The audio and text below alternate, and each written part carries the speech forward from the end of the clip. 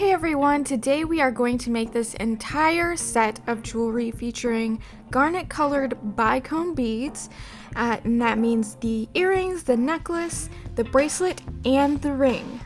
So in order to make all 4 pieces, we're going to need 5mm bugle beads, 11/aught seed beads, 4mm bicone beads, a set of French hooks, 12mm lobster clasps, 4mm jump rings, and some wire guards.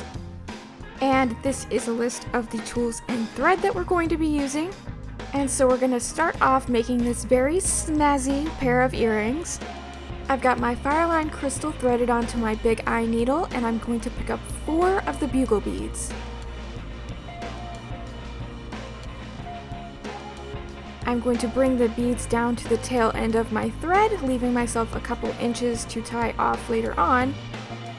And then I'm going to tie the bugle beads in a loop that forms a square shape. You're definitely going to want to double knot it to make sure it doesn't go anywhere. We're going to go in through one of the bugle beads right next to our knot.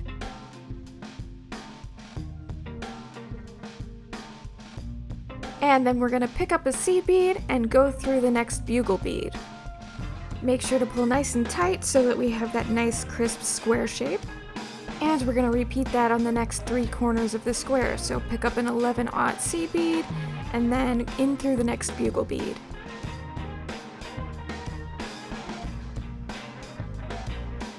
Pick up a seed bead, in through the next bugle bead.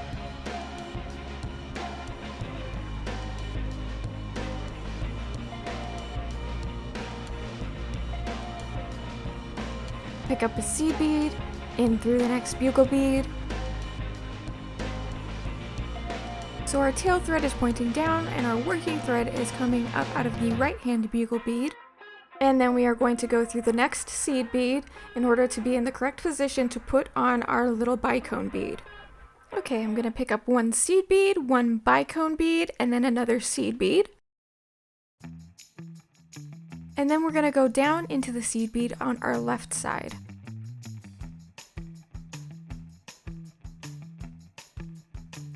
And I want this bicone to lay on the top of the square, so I'm just going to keep showing it who's boss until it believes me.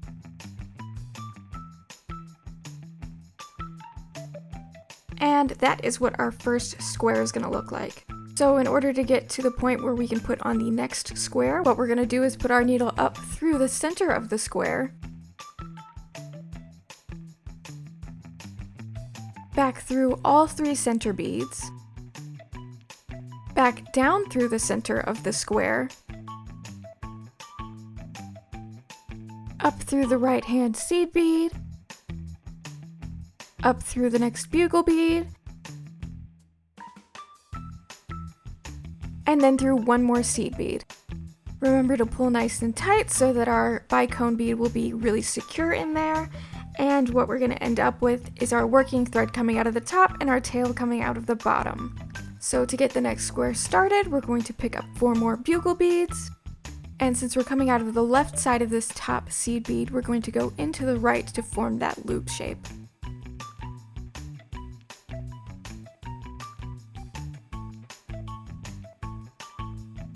Then we're going to thread into 1 more bugle bead.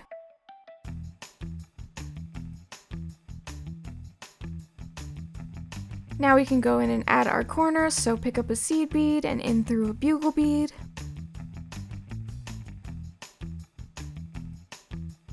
Pick up another seed bead, in through the next bugle bead. Pick up another seed bead, in through the next bugle bead. Make sure you keep pulling nice and tight to keep your loop square shaped.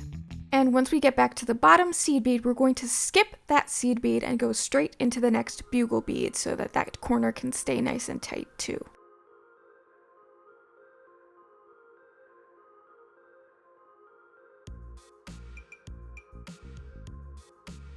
Go up through the next seed bead, and then we're going to pick up 1 seed bead, 1 bicone bead, and another seed bead to tie onto the center. Since we're coming up out of the left side this time, we're going to go down through the right side.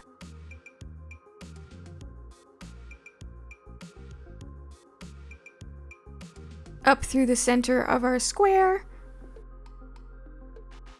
back through the 3 center beads,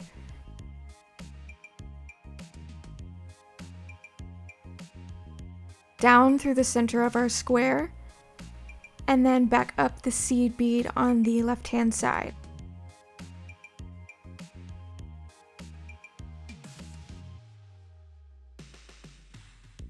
Go through the next bugle bead and through the next seed bead. So once again, we've got our working thread coming out the top and our tail thread coming out of the bottom. And that means we're ready to start putting on our last square. So we're gonna pick up another 4 bugle beads and go back into the top seed bead to make that loop shape. Up through the right bugle bead so that we can stick on our corner seed bead.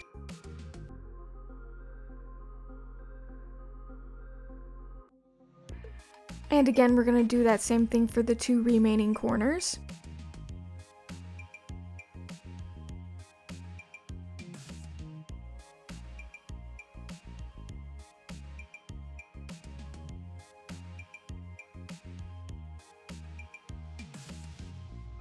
And remember, we're going to skip that bottom seed bead and go straight into the next bugle bead to make our joint nice and tight.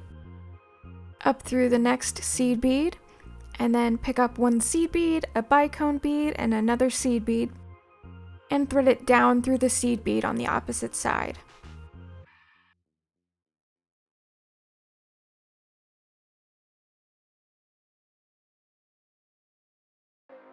One last time, going up through the center of the square, through the 3 center beads, and then down through the center of the square again. Up through the right hand seed bead,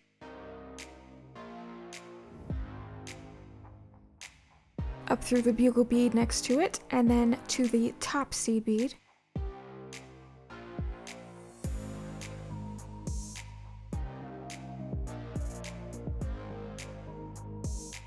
And that is what our earring is going to look like. So now we just have to sew on a wire guard so that we'll have something to hang it on the French hook with. So we're going to go up through one leg of the wire guard and then down through the other leg. And then when you pull it down towards the beads, just make sure that the thread is actually going through the little channel on the top and it's not like popping out anywhere. And then we're going to go back into the top seed bead and pull it nice and tight. And now this is the part that kind of sucks, because in order to finish the earring off, the most secure way I've found to do it is to zigzag your way all the way down to the tail thread on the bottom of the earring and then tie the 2 ends together.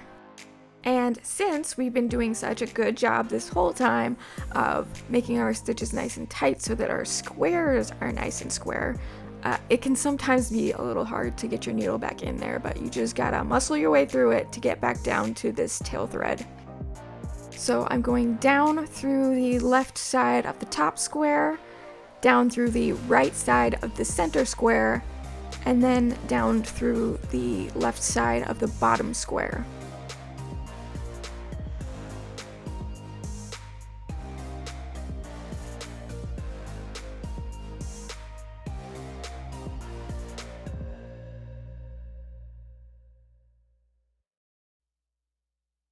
And now that both ends of my thread are in the same place, I'm going to tie them together really tightly. You want to double or triple knot these.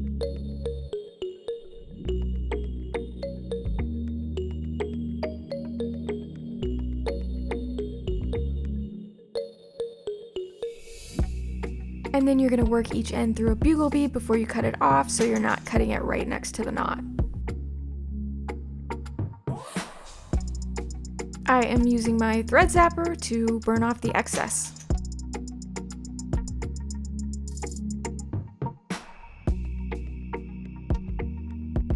And I do the same thing with the other end.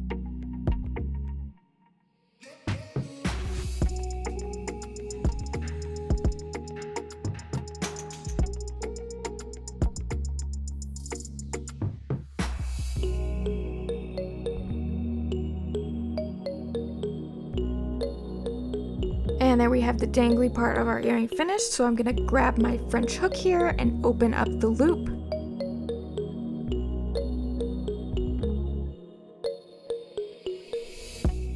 And then I'm going to slide my little wire guard on there and close it back up.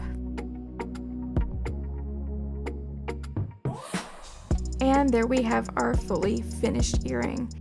So you just gotta do that one more time and then you'll have its mate and you'll have this really pretty set of earrings. So now we're gonna move on to the necklace. So making this necklace starts off exactly the same way as making the earrings. You make those first 3 squares, and instead of sewing on a wire guard at the top, that's where we're going to sew on our 2 lengths of necklace. Here we are again with our working thread coming out at the top and our tail thread coming out at the bottom. I'm gonna go ahead and pick up a bugle bead, a seed bead, a bugle bead, a seed bead, and I'm gonna keep alternating like that until I have the necklace length that I want. I'm going to do each leg of my necklace about 9 inches so that I get a total length of about 18 inches on my necklace. And of course, you can make your necklace whatever length you like.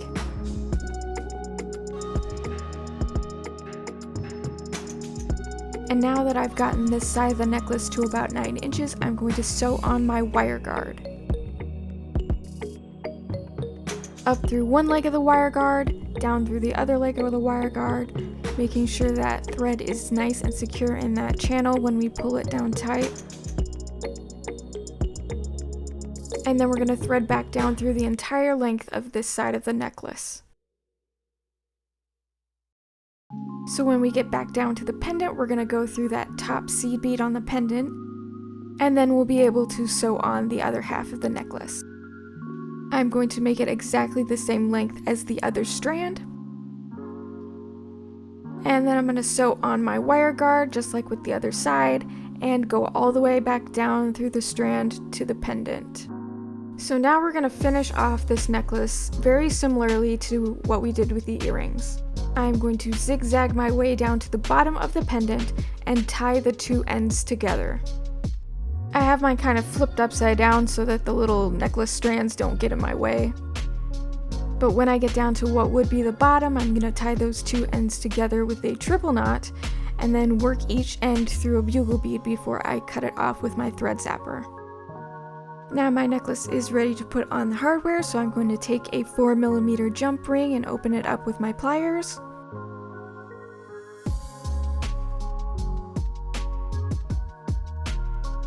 Slide one of the wire guards on there and a lobster clasp, and then close it back up. Now I'm right-handed, so I always put my lobster clasp on the right side of my necklace, but the beauty of doing it yourself is that you get to put it on whatever side you want. And then on the other strand of the necklace, I'm going to put on a 4mm jump ring as well. And there we have our pretty little necklace. Isn't it cute? Alright, now we move on to our bracelet. This one is the biggest pain out of all of them, but it's definitely worth it. As usual, we pick up 4 bugle beads and tie them into a square-shaped loop.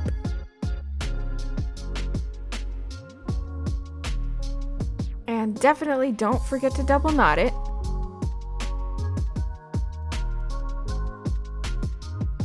And we're gonna go through 1 bugle bead, pick up a seed bead, 1 bugle bead, pick up a seed bead, 1 bugle bead, pick up a seed bead.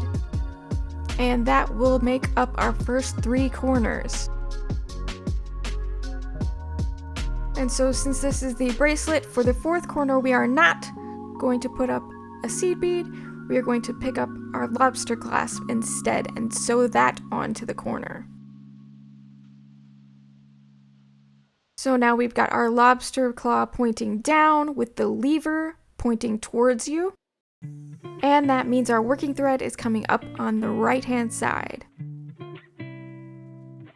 So now we can go in, pick up a seed bead, a bicone bead, and another seed bead, and stitch that onto the center just like we have done all these other times. Into the other side, up through the center of the square, back through the 3 center beads, back down through the center of the square, and then into the other side.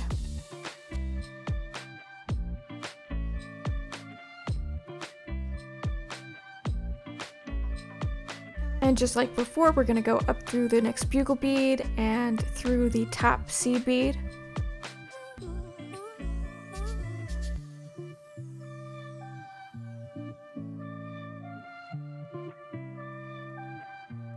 And from here until the end of the bracelet, we're just going to add squares exactly like we did on the earrings until you get to the length of bracelet that you want. So you're just going to keep going and going and going. And now that it is the length that I need it to be, I can go ahead and sew on my wire guard. Up through one leg of the wire guard, down through the other leg, and in through the top seed bead. Make sure to pull that nice and tight, and I'm going to go around my wire guard a second time so I can make sure that this bracelet is really secure there. Okay, so now we've gotten to the point in this bracelet that is going to be a real big pain. Remember how I said on the earrings that the most secure way to finish this off is going to be to meet the tail end and tie the two ends together. And that means we are going to have to zigzag our way down this entire bracelet to get back to the other side. And since we were being so good about making our stitches nice and tight, it's going to be a really big pain in the So I'm sorry about that, but this is just the best way since this fireline crystal is really slippery to make sure this thing does not come apart later. Yeah, dude, you see me struggling trying to get that needle in there? Okay, I'm not gonna make you watch me zigzag my whole way down there. So let's just cut to the good part again. Okay, now here we are at the other end again, and that was so fun. So now I can tie my two ends together and put each end through a bugle bead before I melt that sucker off. And that means that all I have to do in order to finish this up is to put a 4mm jump ring onto the wire guard. And now we're done with our bracelet. And there we have our pretty little bracelet. And now lastly, we are going to make the ring. Again, we're starting off with our 4 bugle beads that we're going to tie into a square-shaped loop. Again, make sure to double knot it. We are going to sew in all 4 corner beads. And sew on our 3 center beads. And so we end up in our usual configuration where we've got the working thread coming out of the top and the tail thread coming out of the bottom. So in order to get over to the side where I want my ring band to come out, I need to go through another bugle bead and seed bead. And from here, I'm going to alternate putting on bugle beads and seed beads until the band is the length that I need it to be. We are going to sew our band to the opposite side of the ring, and now you can see if I pull it tight that the bands are sort of skewed in relationship to the ring. So we're going to zigzag our way over to the first side again. And since we can see that the first thread of the band is coming out of the left hand side of the seed bead, we're going to want to go out of the right hand side this time. Then we're going to go ahead and thread all the way back through the band. This is going to reinforce our band. And you can see that also straightens out the area where the band meets the centerpiece of the ring. So we are threading all the way back through the band, and when you get to the other side of the centerpiece, you can see that this side where the band meets is also kind of catty corner. So we're going to make sure that we go into the seed bead from the opposite side that the first thread is coming out of.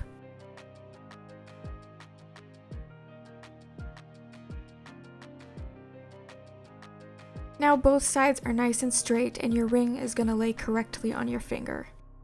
Now in order to finish this ring off, we're going to work our way around the perimeter of the square to get back where our tail is at.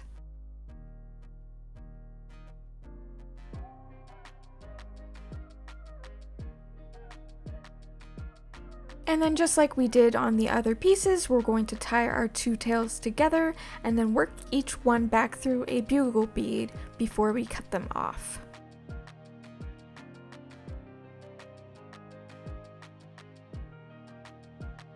And there we have our finished ring.